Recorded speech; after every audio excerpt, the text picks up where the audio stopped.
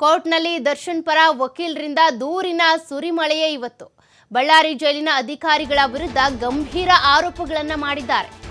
ಇವತ್ತೇನು ನ್ಯಾಯಾಂಗ ಬಂಧನದ ಅವಧಿ ವಿಸ್ತರಣೆ ಆಗೋದಕ್ಕೆ ಅಂತ ಸಂಬಂಧಪಟ್ಟಂತೆ ವಿಚಾರಣೆ ನಡೀತಲ್ಲ, ಆ ಸಂದರ್ಭದಲ್ಲಿ ದರ್ಶನ್ಗೆ ಬೆನ್ನು ನೋವಿದೆ, ಹಾಗಿದ್ರೂ ಕೂಡ ಚೇರ್ ಕೊಟ್ಟಿಲ್ಲ, ಕೂತ್ಕೊಳ್ಳೋದಕ್ಕೆ ಚೇರ್ ಬೇಕು, ಚೇರ್ ಇಲ್ಲ, ಫ್ಯಾಮಿಲಿ ಫ್ರೆಂಡ್ಸ್ ಭೇಟಿಗೆ ಅವಕಾಶ ಕೊಡ್ತಾ ಇಲ್ಲ.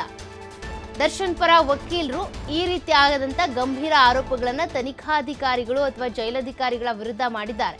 ದರ್ಶನ್ ಏನ್ ಕೋಕಾ ಅಪರಾಧಿನ ಅಂತ ವಕೀಲರು ಸುನೀಲ್ ಏನಿದ್ದಾರೆ ಪ್ರಶ್ನೆ ಮಾಡಿದ್ದಾರೆ. ದರ್ಶನ್ ಕೊಲೆ ಆರೋಪಿ ಅಷ್ಟೇ, ಒಂದ್ ಚೇರ್ ಕೂಡ ಕೊಡಲ್ಲ ಅಂದ್ರೆ ಹೇಗೆ?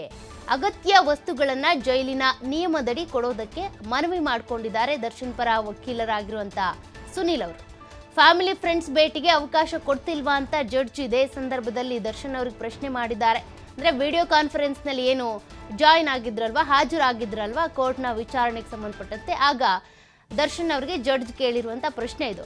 ಇಲ್ಲ ಸ್ವಾಮಿ, ಕೊಡ್ತಿಲ್ಲ ಅಂತ ಕೈ ಮುಗಿದಿದ್ದಾರಂತೆ ದರ್ಶನ್. ಅಂದ್ರೆ ನಿಮ್ಮ ಫ್ಯಾಮಿಲಿ ಫ್ರೆಂಡ್ಸ್ಗೆ ಭೇಟಿ ಮಾಡೋದಕ್ಕೆ ಅವಕಾಶ ಕೊಡ್ತಿಲ್ವಾ ಅಂತ ಕೇಳಿದ್ಕೆ ಕೈ ಮುಗಿದ್ಕೊಂಡು ಇಲ್ಲ ಸ್ವಾಮಿ ಕೊಡ್ತಿಲ್ಲ, ಅವಕಾಶ ಕೊಡ್ತಿಲ್ಲ ಅಂದಿದ್ದಾರಂತೆ. ಸಮಯ ಕೊಡಿ ಅಂತ ಜೈಲರ್ಗೆ ನ್ಯಾಯಾಧೀಶರು ಇದೇ ಸಂದರ್ಭದಲ್ಲಿ ಆದೇಶವನ್ನು ಕೂಡ ಕೊಟ್ರಂತೆ.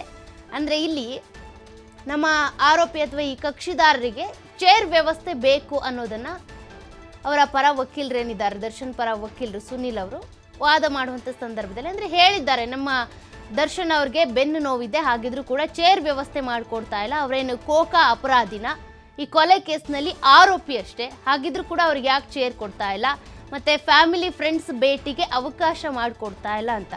ಬಟ್ ಇತ್ತೀಚೆಗೆ ದರ್ಶನ್ ಅವರೇ ಹೇಳ್ಕೊಂಡಿದ್ರು, ಫ್ಯಾಮಿಲಿ ಫ್ರೆಂಡ್ಸ್ ಭೇಟಿ ಅಂತ ಬಂದಾಗ ನಾನು ಸಂಬಂಧಿಕರನ್ನ ಭೇಟಿ ಮಾಡೋದಕ್ಕೂ ಕೂಡ ಇಷ್ಟಪಡಲ್ಲ, ಕೆಲವ್ರೇನು ಆಪ್ತರು, ಹೆಂಡತಿ ಇರ್ಬೋದು, ಅಮ್ಮ ಇರ್ಬೋದು, ಮಗ, ಇಂಥವ್ರು ಬೇಕಿದ್ರೆ ಬಂದು ಹೋಗ್ರಿ, ಜಾಸ್ತಿ ಯಾರು ಬರೋಕ್ಕೆ ಹೋಗಬೇಡಿ, ನನಗೆ ನೋವಾಗುತ್ತೆ ಅಂತ ಕೂಡ ತನಿಖೆ ಸಂದರ್ಭದಲ್ಲಿ ಹೇಳ್ಕೊಂಡಿದ್ರಂತಪ್ಪ. ಬಟ್ ಆದರೂ ಕೂಡ ಈಗ ಸುನೀಲ್ ಅವ್ರು ಯಾಕೆ ಈ ರೀತಿಯಾಗಿ ಅವ್ರ ಪರ ವಕೀಲರು ಈ ರೀತಿ ಹೇಳಿದ್ರು ಗೊತ್ತಿಲ್ಲ. ಇನ್ನು ಭೇಟಿಗೆ ಅವಕಾಶ ಬೇಕು ಅಂತ ಇನ್ನು ಯಾರ್ಯಾರು ಇವರನ್ನು ಭೇಟಿ ಮಾಡಬೇಕಂತ ಅಂದ್ಕೊಂಡಿದ್ದಾರೋ ಅವರಿಗೇನಾದರೂ ಅವಕಾಶ ಮಾಡಿಕೊಡ್ಬೇಕು ಅನ್ನುವಂಥ ನಿಟ್ಟಿನಲ್ಲಿ ಏನಾದರೂ ಈ ರೀತಿಯಾಗಿ ಪರೋಕ್ಷವಾಗಿ ಬೇಡಿಕೆ ಇಟ್ಟಿದ್ದಾರೋ ಏನೋ ಗೊತ್ತಿಲ್ಲ. ಸದ್ಯಕ್ಕಂತೂ ಅವ್ರಿಗೆ ಒಂದು ಚೇರ್ ಬೇಕಂತೆ, ಬೆನ್ನು ನೋವು ಅಂತೇಳಿ, ಮತ್ತೆ ಇನ್ನೂ ಯಾರ್ಯಾರನ್ನೋ ಭೇಟಿ ಮಾಡೋದಕ್ಕೆ ಅವಕಾಶ ಕೊಡಬೇಕಂತೆ ಸ್ನೇಹಿತರು, ಫ್ಯಾಮಿಲಿ ಫ್ರೆಂಡ್ಸ್. ಫ್ಯಾಮಿಲಿ ಅಂತ ಬಂದಾಗ ವಿಜಯಲಕ್ಷ್ಮಿ ಅವರು ಬಂದು ಹೋಗ್ತಿದ್ದಾರೆ, ಅವರ ಸಹೋದರ ದಿನಕರ್ ಅವರು ಬರ್ತಿದ್ದಾರೆ, ಜೊತೆಗೆ ಅವ್ರ ತಾಯಿ ಬಂದಿಲ್ಲ ಅಂತೇಳಿ ದರ್ಶನ್ ಅವರೇ ಅಳಲು ತೋಡ್ಕೊಂಡಿದ್ದಾರೆ ಬರಬೇಕು ಅಂತೇಳಿ. ಇಷ್ಟು ಜನರು ಬರ್ತಾ ಇದ್ದಾರೆ, ಇನ್ನೂ ಯಾರು ಭೇಟಿಗೋಸ್ಕರ ಕಾಯ್ತಿದ್ದಾರೋ ಗೊತ್ತಿಲ್ಲ. ಇನ್ನು ನಟ ನಟಿಯರು ಕೂಡ ಅನೇಕರು ಬಂದು ಹೋಗಿದ್ದಾರೆ, ಮಾತನಾಡಿಸ್ಕೊಂಡು ಹೋಗಿದ್ದಾರೆ. ಬಟ್ ಹಾಗಿದ್ರು ಕೂಡ ಇಲ್ಲೊಂದು ಆರೋಪವನ್ನು ಮಾಡಿದ್ದಾರೆ, ಯಾರೋ ಫ್ಯಾಮಿಲಿ ಫ್ರೆಂಡ್ಸಿಗೆ ಅವಕಾಶ ಕೊಡ್ತಿಲ್ಲ ಅಂತ. ಅದು ಯಾರಿಗೆ ಅವಕಾಶ ಕೊಡದೇ ಇರೋದಕ್ಕೆ ಈ ರೀತಿ ವಾದ ಮಂಡಿಸಿದ್ರೋ ಗೊತ್ತಿಲ್ಲ. ಇನ್ನು ಚೇರ್ ಬೇರೆ ಬೇಕಂತೆ ಬೆನ್ನು ನೋವಿಗೆ ಸಂಬಂಧಪಟ್ಟಂತೆ. ಬೆನ್ನು ನೋವಿದೆ, ಜೊತೆಗೆ ಇಂಡಿಯನ್ ಟಾಯ್ಲೆಟ್ ಬೇಡ, ನಂಗೆ ವೆಸ್ಟರ್ನ್ ಟಾಯ್ಲೆಟ್ ಬೇಕು ಅಂದಿದ್ದಕ್ಕೆ ಸರ್ಜಿಕಲ್ ಚೇರ್ ಕೂಡ ತರಿಸ್ಕೊಟ್ಟಿದ್ದಾರೆ. ಟಿ ವಿ ಬೇಕು ಅಂದಿದ್ದಕ್ಕೆ ಟಿ ವಿ ಹಾಕ್ಸ್ಕೊಟ್ರು.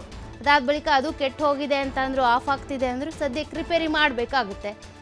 ಎಲ್ಲ ಜೈಲಲ್ಲೂ ಎಲ್ಲ ರೀತಿಯ ಫೆಸಿಲಿಟೀಸು ಬೇಕು ಅಂದರೆ ಆಗೋದಿಲ್ಲ. ಆಯಾ ಇದಕ್ಕೆ ಸಂಬಂಧಪಟ್ಟಂತೆ, ಫಂಡ್ಗೆ ಸಂಬಂಧಪಟ್ಟಂತೆ ಹೆಂಗಿರುತ್ತೋ ವ್ಯವಸ್ಥೆ ಹಂಗಿರಬೇಕು.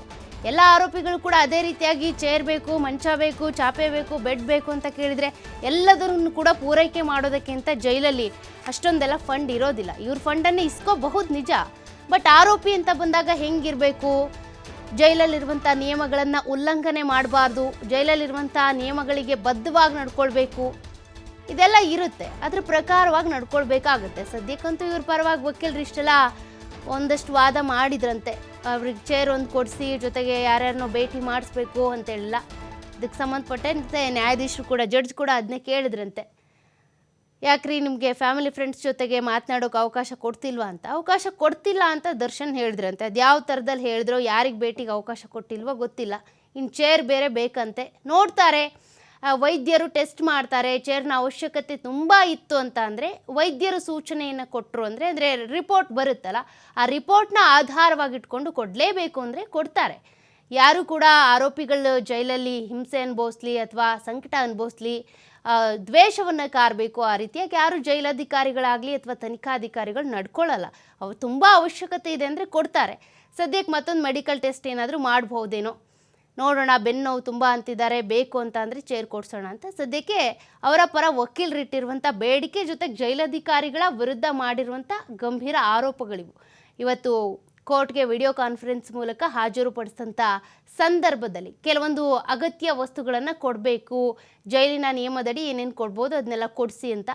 ಸದ್ಯಕ್ಕೆ ಅದರಲ್ಲೂ ಕೂಡ ಬೆಂಗಳೂರಿನ ಪರಪ್ಪನ ಅಗ್ರಹಾರದಲ್ಲಂತೂ ಅಗತ್ಯಕ್ಕಿಂತಲೂ ಹೆಚ್ಚಿನ ವ್ಯವಸ್ಥೆ ವಸ್ತುಗಳು ಎಲ್ಲವೂ ಕೂಡ ಸಿಕ್ಕಿದ್ವು.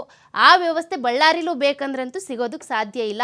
ಸದ್ಯಕ್ಕೆ ಮೆಡಿಕಲಿಗೆ ಸಂಬಂಧಪಟ್ಟಂತೆ, ಟ್ರೀಟ್ಮೆಂಟಿಗೆ ಸಂಬಂಧಪಟ್ಟಂತೆ ಆಯಾ ಆರೋಪಿಗಳಿಗೆ ಏನು ಕೊಡಬಹುದು ಅದನ್ನು ಕೊಡಬಹುದು ಅಷ್ಟೇ.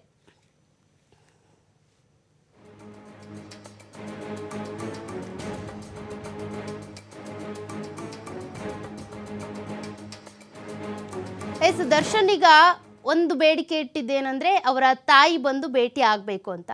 ಅವರ ತಾಯಿ ಬರ್ತಾರ ಅನ್ನುವಂಥ ಒಂದು ಪ್ರಶ್ನೆ ಕೂಡ, ಕುತೂಹಲ ಕೂಡ ಒಂದು ಕಡೆ ಇದೆ. ಮತ್ತೊಂದು ಕಡೆ ಇವತ್ತು ಎಲ್ಲ ಆರೋಪಿಗಳನ್ನು ವಿಡಿಯೋ ಕಾನ್ಫರೆನ್ಸ್ ಮೂಲಕ ಹಾಜರುಪಡಿಸಿದಂಥ ಸಂದರ್ಭದಲ್ಲಿ ಈ ನ್ಯಾಯಾಂಗ ಬಂಧನದ ಅವಧಿ ಕೂಡ ವಿಸ್ತರಣೆ ಆಗಿದೆ. ಅಂದರೆ ಇನ್ನೂ 14 ದಿನಗಳ ಕಾಲ ನ್ಯಾಯಾಂಗ ಬಂಧನದ ಅವಧಿ ವಿಸ್ತರಣೆ ಆಗಿರೋದ್ರಿಂದ ಈ ಸಂದರ್ಭದಲ್ಲಿ ಈ ಡ್ಯೂರೇಷನ್ ಏನಿದೆ ಇಷ್ಟು ದಿನಗಳಲ್ಲಿ 14 ದಿನದಲ್ಲಿ ಇನ್ನೇನೆಲ್ಲ ವರದಿಗಳು ಬರೋದು ಬಾಕಿ ಇದೆ, ಇನ್ನೆಲ್ಲ ಟೆಕ್ನಿಕಲ್ ಎವಿಡೆನ್ಸ್ ಅಂತ ಬಂದಾಗ ಬರೋದು ಬಾಕಿ ಇದೆ, ಅವೆಲ್ಲವನ್ನು ಕೂಡ ಕಲೆಕ್ಟ್ ಮಾಡ್ಕೊಳ್ಬೇಕಾಗತ್ತೆ. ಮತ್ತೊಂದು ಸತಿ ಪರಿಶೀಲನೆ ಮಾಡ್ತಾರೆ.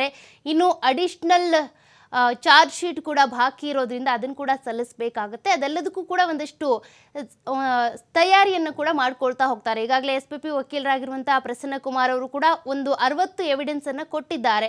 ಇನ್ನೂ ಕೂಡ ಕೆಲವೊಂದು ಎವಿಡೆನ್ಸ್ಗಳಿದ್ದಾವೆ. ಆ ಎವಿಡೆನ್ಸನ್ನು ಕೂಡ ಸಲ್ಲಿಕೆ ಮಾಡಬೇಕಾಗತ್ತೆ. ಅದಾದ ಬಳಿಕ ಮತ್ತೆ ಈ ನ್ಯಾಯಾಂಗ ಬಂಧನದ ಅವಧಿಗೆ ಸಂಬಂಧಪಟ್ಟದ್ದು ಅಂದರೆ 30ನೇ ತಾರೀಕೇನಿದೆ ವಿಚಾರಣೆ ಆಗುತ್ತೆ. ಎಲ್ಲ ಆರೋಪಿಗಳನ್ನ ಕೂಡ ಮತ್ತೆ ಇದೇ ರೀತಿಯಾಗಿ ಹಾಜರುಪಡಿಸ್ತಾರಾ ಅಥವಾ ನೇರವಾಗಿ ಹಾಜರುಪಡಿಸ್ತಾರಾ, ಆ ಸಂದರ್ಭದಲ್ಲಿ ಏನಾಗ್ಬೋದು, ಅಷ್ಟರೊಳಗೆ ಮತ್ಯಾವ್ಯಾವ ಆರೋಪಿಗಳ ಪರವಾಗಿ ವಕೀಲರು ಈ ಜಾಮೀನು ಅರ್ಜಿಗೆ ಅಪ್ಲೈ ಮಾಡ್ಬೋದು ಅನ್ನುವಂಥದ್ದು ಕೂಡ ಇದೆ. ಇವತ್ತು ದರ್ಶನ್ ಪರ ವಕೀಲರು ಕೂಡ ಜಾಮೀನು ಅರ್ಜಿಗೆ ಅಪ್ಲೈ ಮಾಡ್ತಾರೆ ಅಂತ ಹೇಳಲಾಗ್ತಾ ಇತ್ತು. ಆದರೆ ಅದಕ್ಕೆ ಸಂಬಂಧಪಟ್ಟಂತೆ ಯಾವುದೇ ರೀತಿಯ ಮಾಹಿತಿ ಅಥವಾ ಅದ್ರ ಸಂಬಂಧಪಟ್ಟಂತೆ ಯಾವ ಡೀಟೇಲ್ಸ್ ಕೂಡ ಸದ್ಯಕ್ಕೆ ಲಭ್ಯವಾಗಿಲ್ಲ. ಆದರೆ ಅವರ ವಕೀಲರು ಅದ್ರ ಬಗ್ಗೆ ಚರ್ಚೆ ಅಂತೂ ಮಾಡಿದ್ದಾರಂತೆ.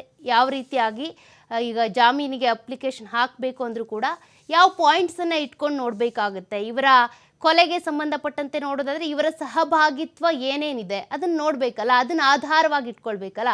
ಹಾಗಾಗಿ ಅದೆಲ್ಲವನ್ನು ಕೂಡ ಪರಿಶೀಲನೆ ಮಾಡಿ ಈ ಕೇಸ್ನಲ್ಲಿ ಇರುವಂಥ 17 ಜನ ಆರೋಪಿಗಳ ಪರ ಇರುವಂಥ ವಕೀಲರು ಕೂಡ, ಅಂದರೆ ಯಾರ್ಯಾರು ದುಡ್ಡಿದ್ದಂಥವ್ರು ಅಪ್ಲೈ ಮಾಡ್ಕೊಳ್ತಾರೆ. ಇನ್ನೂ ಕೆಲ ಆರೋಪಿಗಳನ್ನ ನೋಡಿದ್ರಿ ಈ ಕೇಸ್ನಲ್ಲಿ. ಕೆಲವ್ರ ಅಪ್ಪ ಅಮ್ಮ ಅಂತೂ ನಮ್ಗೆ ನೋಡೋಕ್ಕೆ ಹೋಗೋದಕ್ಕೂ ನಮ್ಮ ಹತ್ರ ದುಡ್ಡಿಲ್ಲ, ಭೇಟಿ ಮಾಡೋದಕ್ಕೂ ಆಗಲ್ಲ. ಬೇಕಿದ್ರೆ ಅವರು ದರ್ಶನ್ ವಿಚಾರಕ್ಕೆ ಸಂಬಂಧಪಟ್ಟಂತೆ ದರ್ಶನ್ ಪರ ವಹಿಸ್ಕೊಂಡು ಜೈಲಿಗೆ ಹೋಗಿದ್ದಾರೆ. ಹಾಗಾಗಿ ಅವರೇ ಬೇಕಿದ್ರೆ ಬಿಡಿಸ್ಕೊಳ್ಳಿ, ನಾವು ಜೈಲಿಗೆ ಹೋಗೋಕ್ಕೂ ಆಗಲ್ಲ, ಭೇಟಿ ಮಾಡೋಕ್ಕೂ ಆಗಲ್ಲ, ಜಾಮೀನಿಗೆ ಅಪ್ಲೈ ಮಾಡೋಕ್ಕೂ ಆಗಲ್ಲ ಅಂತಿದ್ದಾರೆ.